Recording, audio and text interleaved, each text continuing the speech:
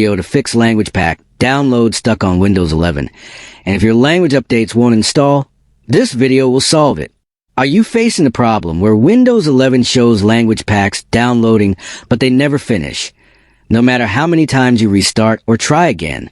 This usually happens because of corrupted Windows Update files, stalled background services, or network issues that block proper language pack installation.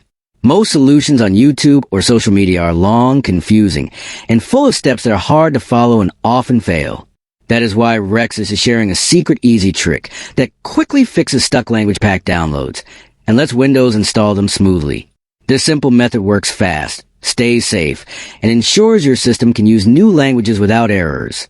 If you want a full step-by-step tutorial showing exactly how to fix language pack download stuck on Windows 11, comment below and tell Rexus, and you can finally add languages without problems.